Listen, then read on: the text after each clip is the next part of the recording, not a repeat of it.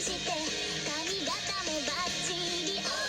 金曜日は頑張らなくちゃ、だって2日会えないからね。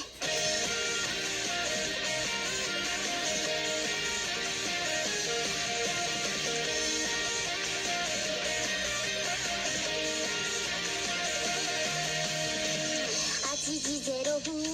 2車両目、お気に入りの特等席、隣の人眠そうですね、そんな日常。8時7分開くのは向かいのドア、息を飲む言いかけてたその言葉は今日も逃げた。きっかけシンプルでいいのに育児ないな、勇気のテスト乗り越えなきゃ逃げるなんて。おはようのオーディションして弱虫な自分に勝って、金曜日は頑張らなくちゃ、だって2日会えないからね。眠そうな君を見てる、それだけで満足しちゃって、ダメだって頑張らなくちゃ、そっと声に出してみた。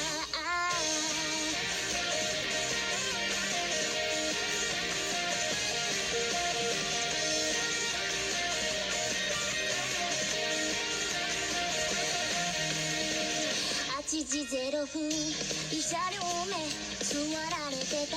特等席、ついてないな空模様まで焼きそうです。8時7分準備まだちょっと待って、ドキドキが震え混じり、その言葉はかき消された。雨宿り立ち尽くす僕に傘をどうぞ、君は少し恥ずかしそうに下を向いた。ありがとう震えていた、練習してない言葉言えたから頑張らなくちゃ、だって2日会えないからね。大好きな君を見てる、それだけじゃ満足しなくて、月曜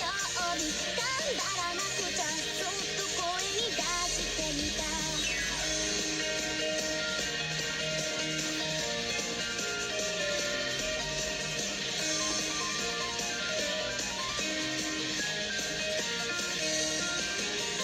夢では自然に話せるのに、勇気のテスト乗り越えるから少し待ってて。